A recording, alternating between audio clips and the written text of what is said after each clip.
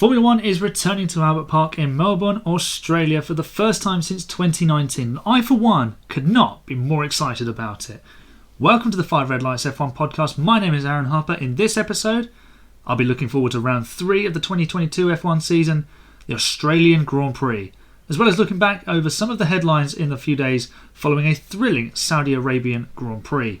This podcast can be found on most podcast platforms such as Spreaker, Apple, Spotify and Google. You can also find it on YouTube along with many other videos like the Flying Lap, where I review the race and the headlines faster than the pole position lap time. Like, follow or subscribe wherever you're listening or watching, and if you could be kind enough to rate the podcast on Apple, Spotify or just with a YouTube comment, that would be hugely appreciated.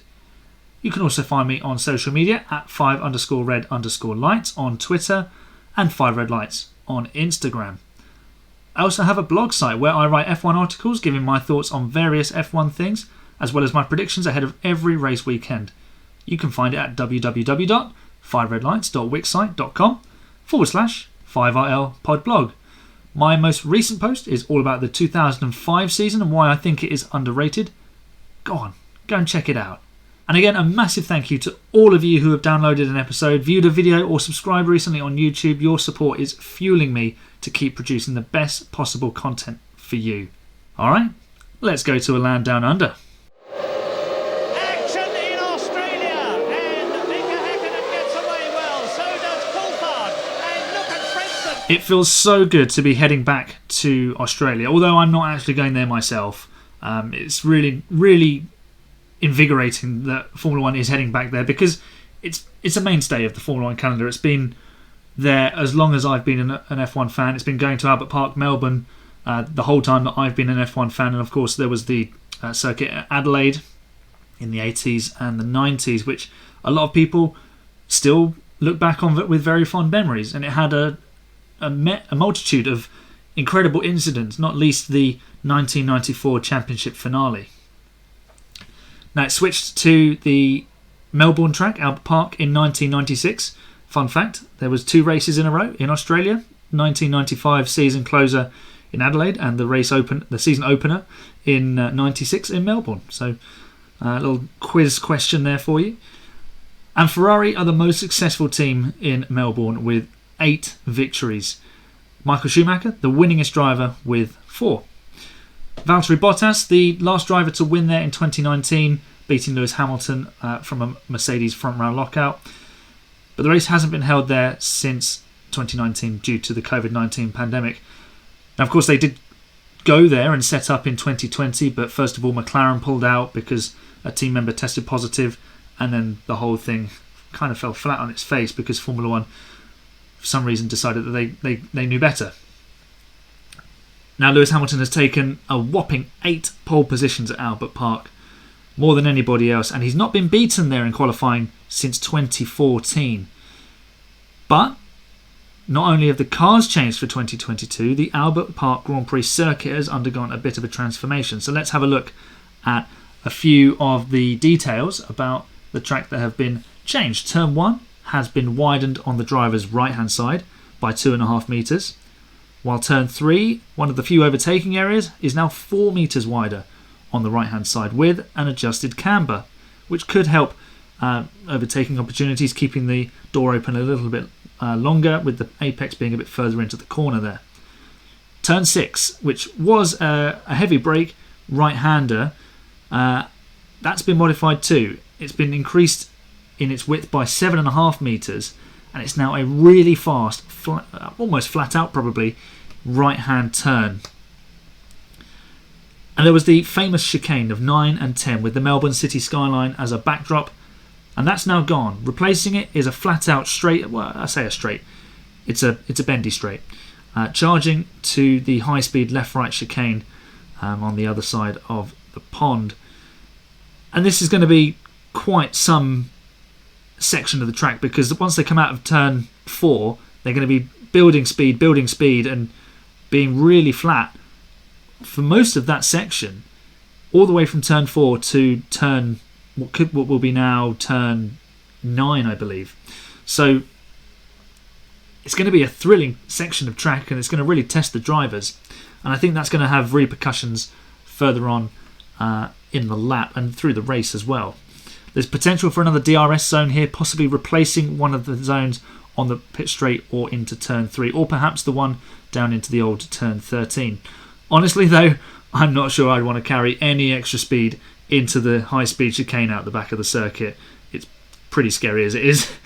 And after that they head down to the new turn 11, corner 13 in old money. It's now wider, has a positive camber, and that's been done with the aim of opening up more overtaking opportunities. Now the new turn 13, which is the penultimate corner, that's also been widened as well to make it more difficult to defend through that corner. And of course the big question is, will this lead to better racing? And considering what we've seen with this new breed of Formula 1 car, the ability to follow has been much improved. The turbulent wake of another car had long been a primary barrier to overtakes at Albert Park, as well as the narrow track layout. I think we're going to see some fantastic action over the weekend, with sensationally high speeds from the back of the circuit between turn 5 and turn 11. I think it could become a very, very physical race now, with such phenomenal speed and that requirement to keep concentrating and make no mistakes. Any mistakes will be punished, as they should be, because this is essentially a street track, so the walls are very close. Overall, yes, I think the evolution of the circuit layout will lead to an improved spectacle come race day. If you're going to start your Sunday early, start it with an exciting Australian Grand Prix. Not only could the adjustments to the configuration make for an exciting race, so too might the weather. We all associate Melbourne and Australia with glorious sunshine and temperatures too hot for us Brits to handle. But this year's race is being held in April, right at the end of the Aussie summer, and the weather can get a bit sketchy, to say the least. If you think back to 2010, the race was held in late March, so there was cooler conditions. There was even some rain on race day. It did dry out, but the changeable weather allowed Jenson Button to win his first race for McLaren on that day. A brilliant performance. I remember it really well. It was a superb performance from Jenson. It's probably too far out at the moment to get a clear picture of the weather for the race weekend, but with average April temperatures of just 16 Celsius, a car that gets heat into its tyres quickly might just prosper. And we also saw Charles Leclerc and Max Verstappen playing DRS chicken in Saudi Arabia after Leclerc admitted to allowing Verstappen to lead through the detection zone into turn 1 in the Bahrain Grand Prix. While this is all fun and games, I think it's unlikely that we'll see a repeat in Australia. The track layout simply won't suit it. But what we should see is a thrilling charge lap after lap with a chasing car in any battle able to stay close and make a fist of things for much of the race.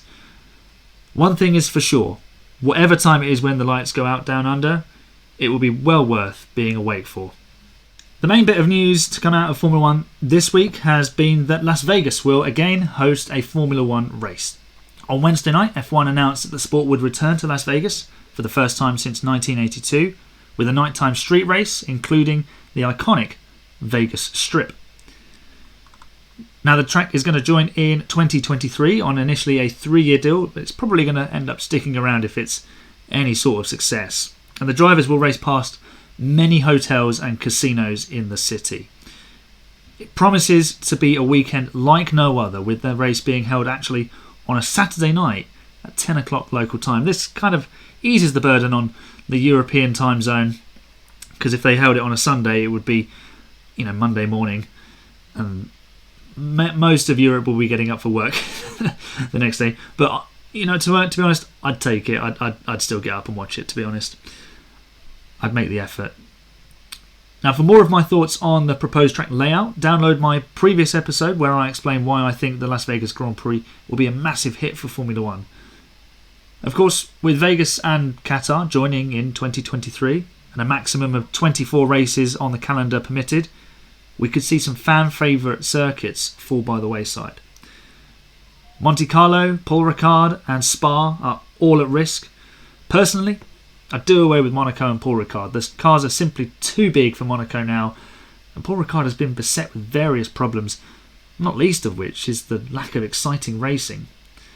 That being said, the 2021 French Grand Prix was intriguing, and then we will also have to see how the 22 cars fare in France later this year. But with Stefano Domenicali claiming there is interest to hold up to 30 races, F1 seriously must be considering a rotating calendar moving forward.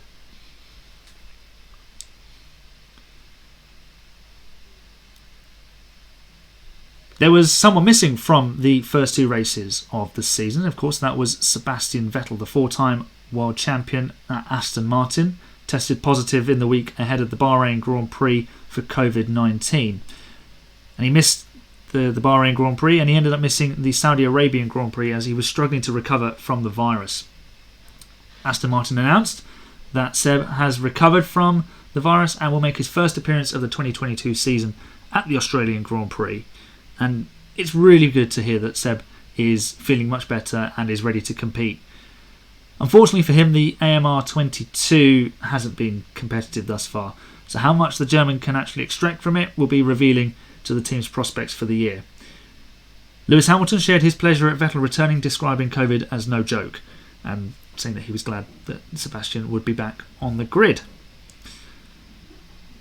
So from someone who's likely to be somewhere towards the back of the grid, given his machinery, let's move to the championship leader, Charles Leclerc, or Charles Leclerc 2.0, as Marc Genet claims we are witnessing.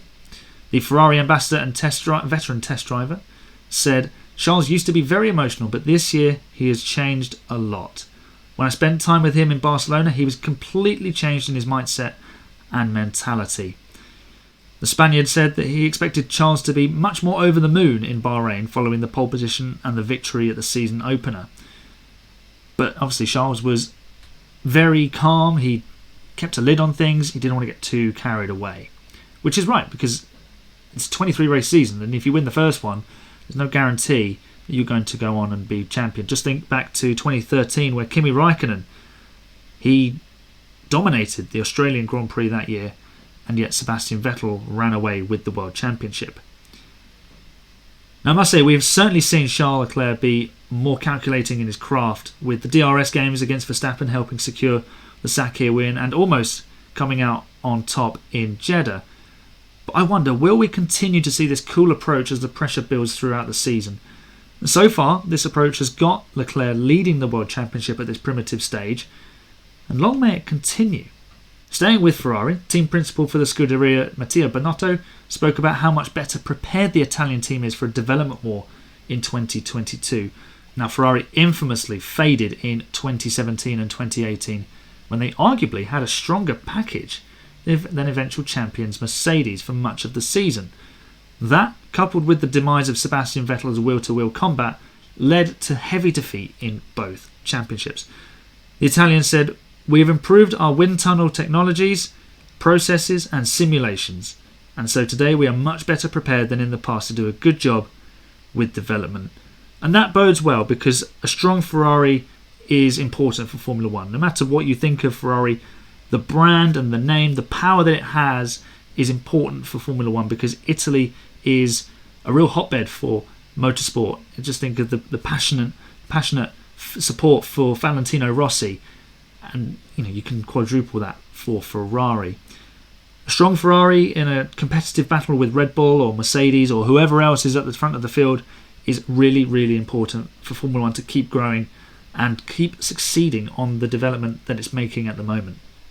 Lewis Hamilton is never far away from column inches or minutes on air, and in the wake of one of his most difficult race weekends for many seasons, Lewis has hit the headlines in two hot topics. So the seven-time world champion admitted to having struggled mentally and emotionally for a long time in an Instagram post. He added, "To keep going is a constant effort, but we have to keep fighting. We have so much to do and so much to achieve." Hamilton has been long applauded for his mental strength on the racetrack, regularly bouncing back from difficult days at the racetrack. He was arguably handed the biggest test to his mental resolve with the conclusion of the Abu Dhabi Grand Prix 2021 season closer, where Max Verstappen took the World Championship on the final lap. In his Instagram message, Hamilton wrote to others who struggle with mental health, saying, "It's okay to feel the way you do. Just know that you are not alone." I'm going to take a moment here to echo these sentiments. If you're struggling, speak to somebody. If you are asked to help, listen. Show the kindness that is so needed in this world, especially right now. Hamilton has also been offered the chance to sit down and talk with Saudi Arabia's Sport Minister, His Royal Highness Prince Abdulaziz bin Turki Al Faisal, to discuss his reservations on Formula One in the Gulf state. The Prince said, "I told him openly and frankly that you can speak to me. Let's sit down, discuss what your issues are, and understand where we are." He admits that Saudi Arabia isn't perfect, but he wants to shine a light on the country with sport to help address the concerns from outsiders. In 2021, Hamilton spoke about how he was uncomfortable being in Jeddah due to Saudi Arabia's human rights record. Questioned last weekend on whether his stance had changed, the Brit replied, "My position is the same as when I last spoke here." There was then the missile strike on the Aramco oil base, followed by hours of meetings between F1 and team principals and then the drivers. If Hamilton does chat to Prince Abdulaziz, he will be the second driver to do so after Sebastian Vettel gave up his time to gain a better understanding of Saudi Arabia's reality. So there's a little preview of the Australian Grand Prix. What's going to happen this weekend? It's going to be very, very interesting to see if anyone can close the gap on Red Bull or Ferrari. It will probably end up being Charles and Max at the front again, but don't count out Carlos Sainz because he has been quick in qualifying up until the very point that it matters most, that final run in Q3. Maybe this is the race where he gets his first pole position and maybe that first win. But what of Sergio Perez as well, who did take pole position, his maiden pole in Jeddah? Could he spring a surprise and launch himself into title contention? And then there's the Mercedes conundrum. They've had a couple of weeks, or a week or so now, to work on their issues and engineer them a bit more thoroughly back at base. There's talk of them bringing an upgrade package to Australia or maybe even to Imola. So it's going to be really, really interesting to see how the teams are progressing. Because every time there's this little break, they go away and they'll dive into the data and they might uncover something. And that might be the golden nugget, the one thing that's going to change their car's performance and switch it on essentially. These cars are seemingly very sensitive to the pitch and the ride, and if you can get it right, like the Red Bull and the Ferrari, and you can control that porpoising and minimise the effect that it has on the rest of the aerodynamics, then you can put yourself in a really good position. Of course, Mercedes have this possible issue with their power unit, so maybe they'll have found a better way of extracting performance from it, or maybe it's just that the cars are very draggy, who knows, but they'll have had an opportunity to look at things and dive into that data, like I say, and maybe find a crucial bit of information that helps them unlock the potential within their car. The checkered flag is waving on another episode. Thank you so much for joining me today, and I hope that you, like me, are looking forward to an exciting Australian Grand Prix weekend. If you enjoyed this episode, please like, share, subscribe and follow wherever you find it. Make sure you follow my social media accounts and check out my blog. The next episode will be the Australian Grand Prix cap. Enjoy the racing, everyone. I'll see you when the 5 red lights go out.